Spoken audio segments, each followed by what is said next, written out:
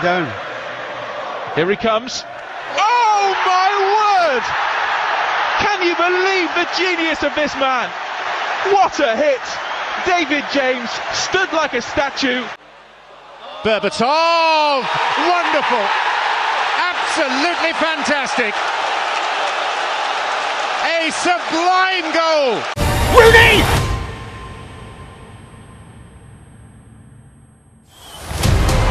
What a goal! Into Sheringham.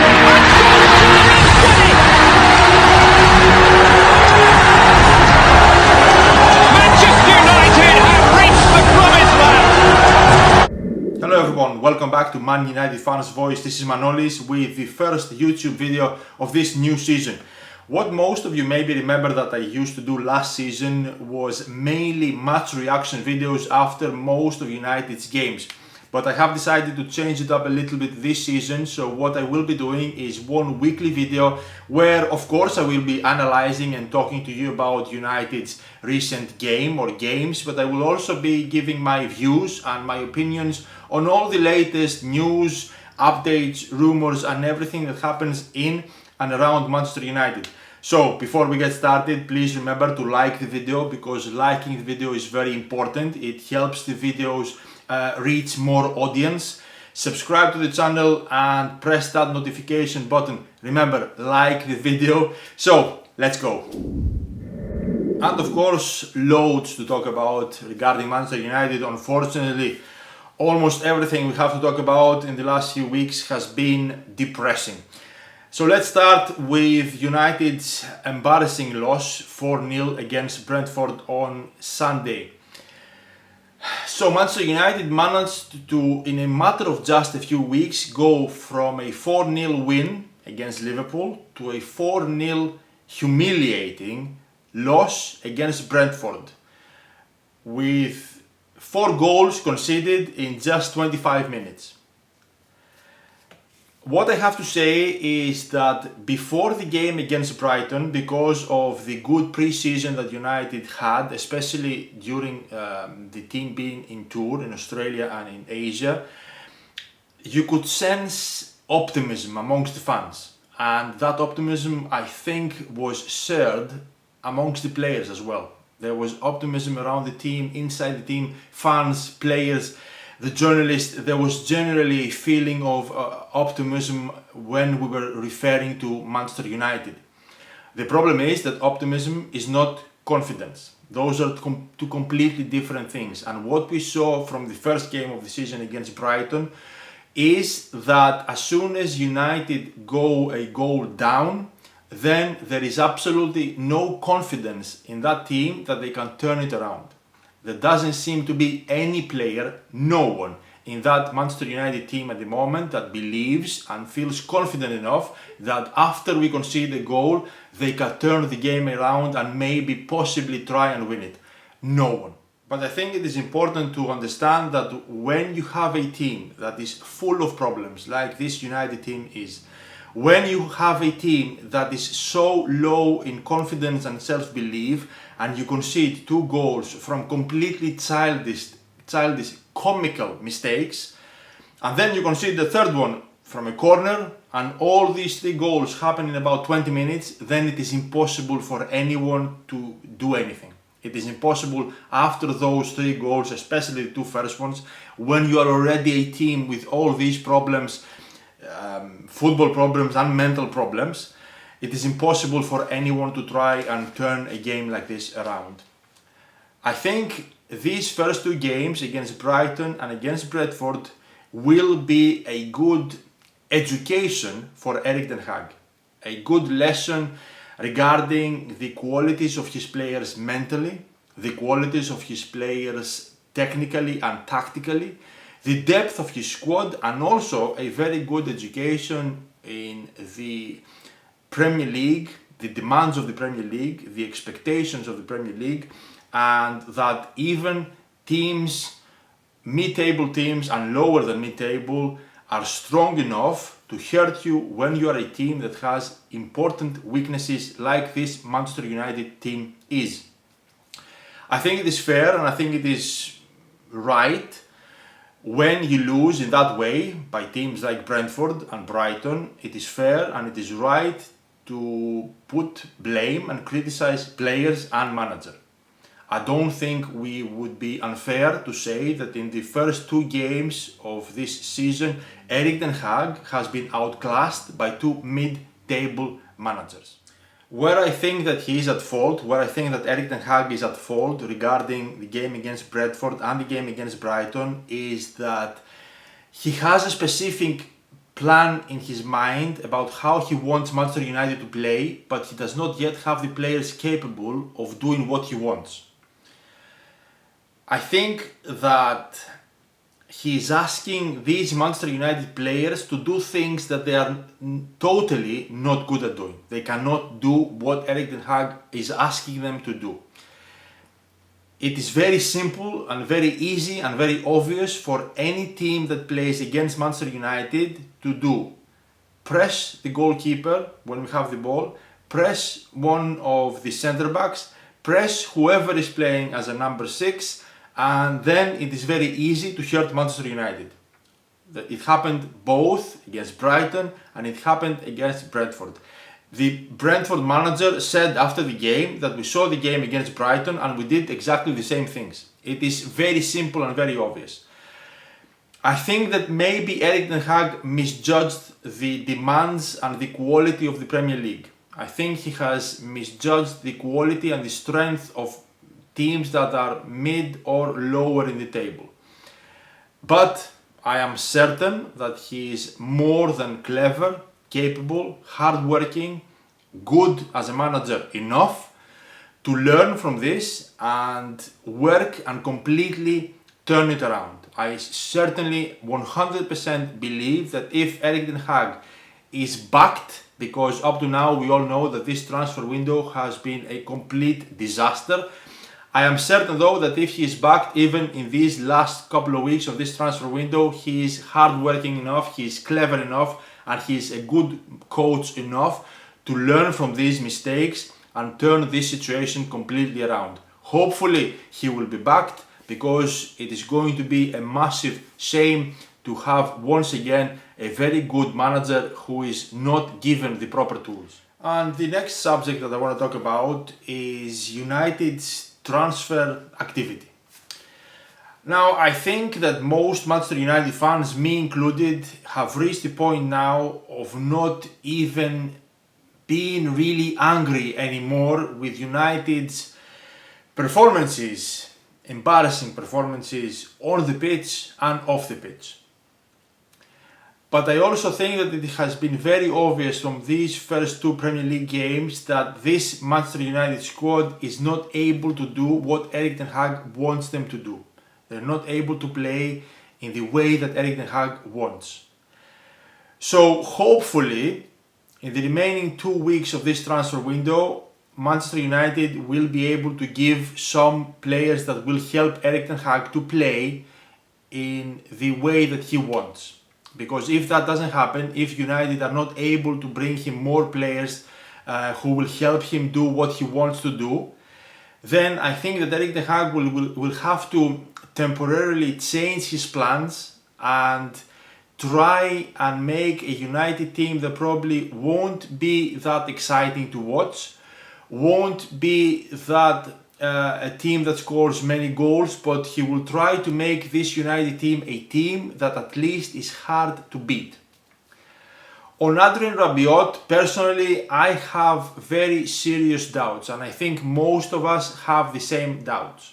This is a 27-year-old French midfielder who has been average for quite a few years now, who his current club, Juventus, are desperately trying to get rid of. Is 𝗟𝗓𝗏 Rabiot, is this player the player that Erik ten Hag and Manchester United believe we should put in our midfield in order to compete with midfields like Liverpool's, Manchester City's, Chelsea's? When you are a team that seriously wants to chase Liverpool and Manchester City, you don't go and buy 𝗟𝗓𝗏 Rabiot as your main midfield transfer.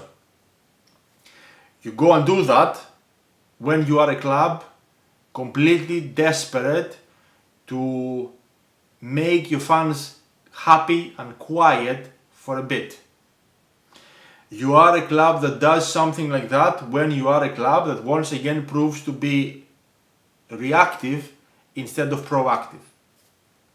But it is also very important to not let our emotions get carried away, because we've said many times, I preach that we should back the manager's decisions even if those decisions are decisions that we don't agree with or we don't like. Erik ten Hag has multiple times, even before he signed for United, said that he wants to have the final say in all football decisions. And regarding transfers, he said that we need to find the right players, not just any players, the right players. And if we are not able to bring the right players in, then what we'll do is try to develop from what we have. So if he believes that Adrien Rabiot is the right player, if he believes that Adrien Rabiot is a better solution than developing someone that he has already, then we need to trust him. Hopefully Adrien Rabiot will prove Erik ten Hag right, and hopefully he will be a positive addition to this Manchester United team. But if our worries and doubts in the end prove to be right, personally I would put equal amount of blame on the club and John Merto and Darren Fletcher and Richard Arnold as I will put on Erik ten Hag, because he is supposed to be the man that is making the final decisions. Another player that United were heavily linked to, and we all know about it, was Marko Arnautovic. Now, I'm not going to criticize this from a football perspective, because I don't think I even need to, and United backed off, so there's no need to go into football analyzing the player. But I will criticize this from a moral perspective, because this is a player with a very well-known history of racist and sexist behavior. The most embarrassing part of this is that most of these things with Marko Arnautovic happened when he was playing for Twente. Steve McLaren was his manager, Erik ten Hag was the assistant manager. So they know what he has done and what he is like. So who thought that it was a good idea to get Manchester United linked with a player like that? I blame them as much as I blame Manchester United for linking United with someone like that. Because if a fan did one of those things that Marko Arnautovic has done in the past inside Old Trafford, that fan would very rightly so be banned from Old Trafford for life. So who thought that it was a good idea that Marko Arnautovic would be inside Old Trafford and as a player as well, as a Manchester United player? If a United fan had done anything sexist, racist inside Old Trafford, United would have very rightly banned that fan for life. So why would it be okay for someone, Marko Arnautovic, to be inside Old Trafford and as a Manchester United player after what he has done?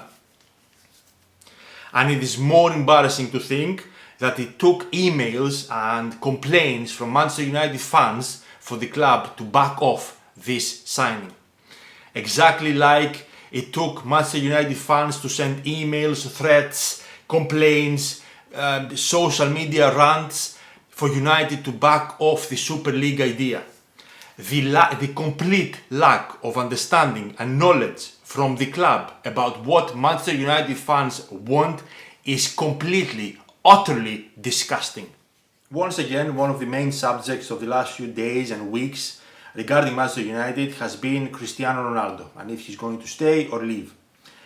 Now, what I want to analyze a little bit is the worry from a lot of people about Cristiano Ronaldo's goal distribution and where would United find that number of goals if Cristiano Ronaldo left.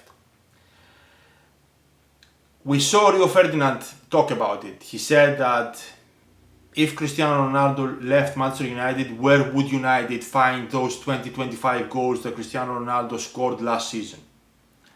The truth is though, and a lot of people say the same thing, a lot of people have the same kind of logic of if a certain player leaves a team, where will that team find the goals that he scored or the assists that he made? Football though is not that simplistic. Because if it was, we could have said and used the same kind of argument the other way around. For example, the season before Ronaldo came back, United in the league alone scored about 60 goals with Cavani, Martial, Rashford, Greenwood, Daniel James and Bruno Fernandes. Those players scored about 60 goals. So that meant, I'm using the logic of where would United find those goals if Ronaldo left, the other way around. So that team was the same team when Ronaldo came. That would mean that 60 goals that they are able to score plus 20 or 25 goals that Ronaldo would score, that team should be able to score about 80 to 85 league goals. But of course, as we saw, it didn't work out like that. Football is not that simple, because adding or taking away a certain player from a team usually means that that team will change the ways they try to score goals. And that is especially the case when the player that you add in that team is Cristiano Ronaldo. Because although the players that were there before, most of them still were at the team, Cavani, Rashford, Bruno, Greenwood were still at United when Ronaldo came, the distribution of shots completely changed. So adding Cristiano Ronaldo to the team now meant that the player who was going to take most of the shots would be him. And that is exactly what happened. Cristiano Ronaldo took most of the shots United created. But since Cristiano Ronaldo does not add more shots to the team, he doesn't help the team to take more shots, he just takes the existing number of shots, most of them he takes, and United averaged almost the exactly number of shots per 90 minutes in the league, 13, United didn't score more goals because they created the same number of shots. The only difference now was that the number of shots was no longer equally distributed throughout 3 or 4 different players. The difference was that one player only took most of those existing shots. And of course that didn't just affect the distribution of shots, but it also affected the different ways that the team tried to score goals. Because United went from a team that had 4 different players that could try and score goals from different scenarios to a team that had most of the players forcing most of the times the ball to Cristiano Ronaldo. And of course that makes the team a lot more predictable. Also, saying that a team is going to score X amount more goals because a certain player is going to be added to that team and that certain player usually scores roughly around that X amount of goals is false, because it ignores a very simple fact. And that fact is that adding that certain player means that he is going to be playing instead of someone else who played in that position before and who that player also scored some goals. So when Cristiano Ronaldo came to United last season, it was expected naturally and very obviously that he was going to play in most games.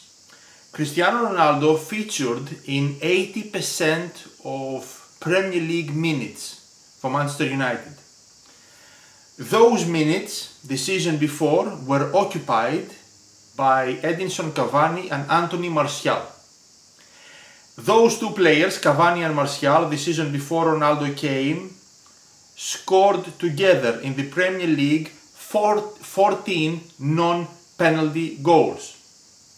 Cristiano Ronaldo last season scored 15 non-penalty goals. So that means that adding Cristiano Ronaldo to that team actually just added 1 extra Premier League non-penalty goal. And of course, this is not negative criticism pointed against Cristiano Ronaldo. Of course not. None of these things are surprising. Cristiano Ronaldo has been the same type of player for quite a few years now. And actually, as the years have gone by, he has become more and more of a shot taker than a shot creator. And although many people think that he is a fantastically efficient finisher, statistics show that the season before, 𝗠𝗘𝗗𝗜𝗔 and Edinson Cavani combined took less shots than what Cristiano Ronaldo took last season. And as we said before, they scored just one less goal. So, if you want your team to score more goals, you don't just add a player that usually scores many goals. You do that by trying to improve metrics like how many progressive passes your team makes in a game, how many times your team reaches the opposition box, how much of the ball possession your team has in a game. You improve how many goals you score by trying to improve the number of shots your team takes per game. When it comes to situations like the situation now with Cristiano Ronaldo, I strongly believe that people should stop making statements and having opinions that are mainly based on their emotions. Manchester United owe Cristiano Ronaldo absolutely nothing. Manchester United should actually treat Cristiano Ronaldo the same way Cristiano Ronaldo treats Manchester United and every football club that he has been at. When Cristiano Ronaldo came at United the first time, he didn't come as a world-class player. He came as a young lad who worked hard and became that world-class player. And when he became that player, he then did everything possible to leave, because Manchester United did not serve the purposes that he wanted. United did not benefit him according to what he wanted. He called Manchester United, he said that Manchester United treat him as a slave. This statement from the same player who received nothing but support and love after that famous incident at the Euros with him winking after contributing in getting Wayne Rooney sent off. After that, he received nothing but love and support by everyone at Manchester United. Fans, club, team, players, managers, everyone. And he said that United treated him as a slave because he desperately wanted to leave. United owe Cristiano Ronaldo nothing. Absolutely nothing. And when I say that United should treat Cristiano Ronaldo the same way that Ronaldo treats them, of course I'm not hinting at any sort of revenge. That is completely ridiculous. But Ronaldo treats every team he goes to for his own personal benefit. United should do the same thing. United, when it comes to Ronaldo, like every situation, they should ask the same questions. Do you serve the purpose I need you to serve? Do you do what I want you to do? If not, leave.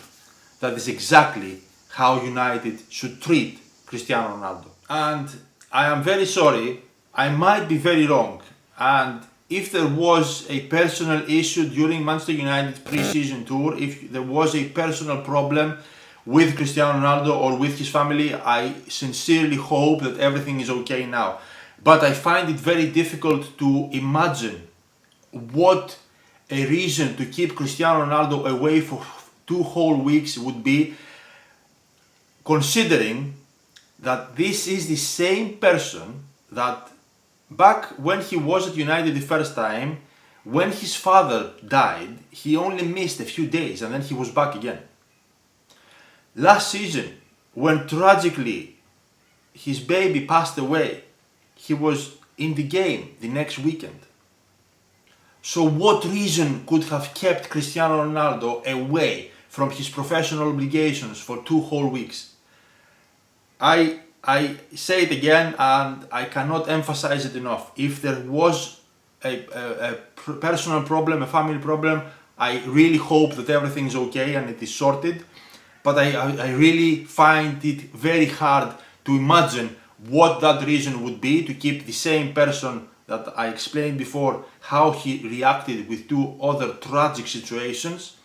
I find it very hard to imagine what could have kept him away now for 2 whole weeks. Like I said before, people need to stop making statements and having opinions based on their feelings and their emotions. This now with Cristiano Ronaldo, in my opinion, is a very big opportunity for Erik ten Hag to send a message to everyone.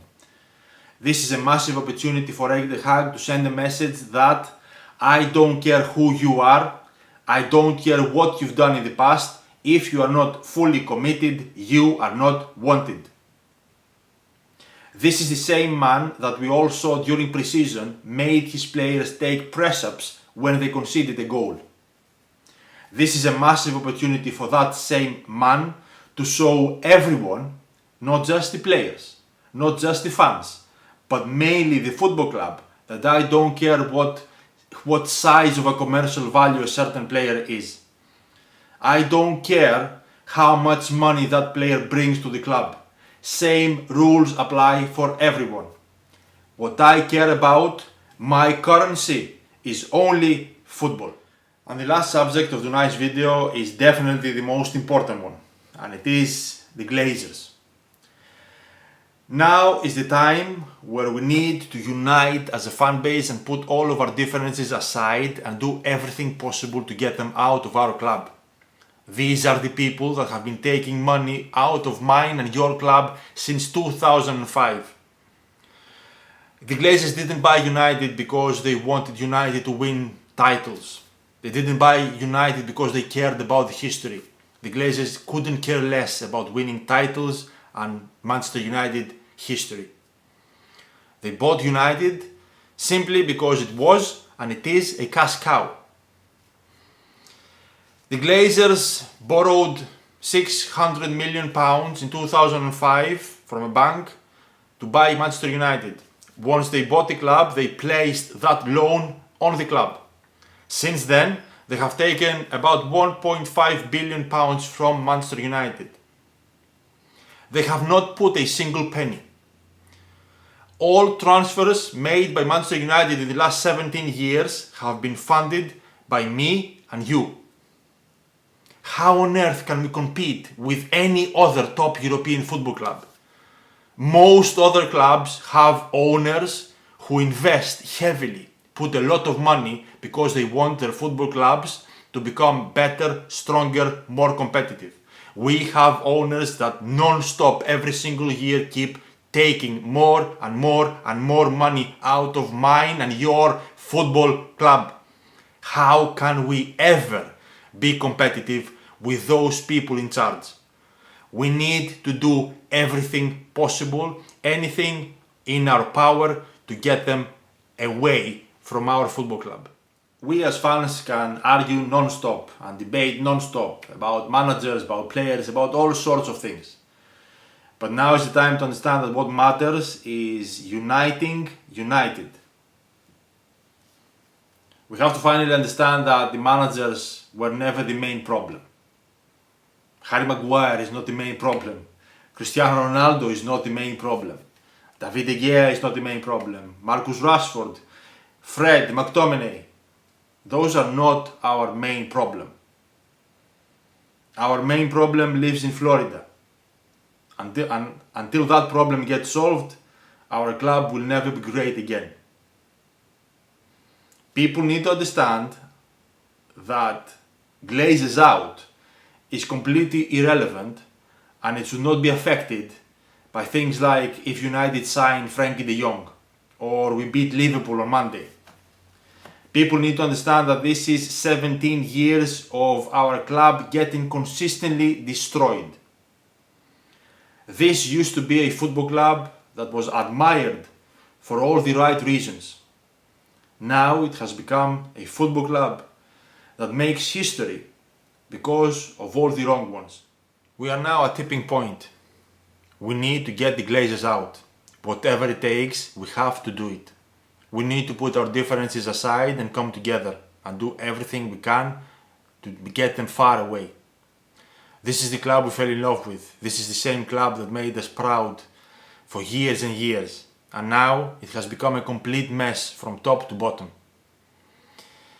We have our differences, we have our disagreements, we have our debates and our arguments on many things.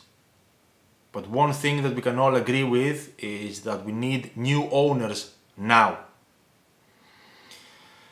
United has given us many things throughout the years, and we will love this club until the very end. I am certain that if we stick together, we can do it. And this was the first video of the new season. I'm very sorry if it was quite depressing. It felt like a depressing therapy session. But I'm certain that it was better to watch than watching United at the moment. Thank you very much for watching. Thank you very much for all your support. Please remember, like we said earlier, like the video, subscribe to the channel and press the notifications button. And I will see you all very soon. Glory, glory, Man United. Goodbye.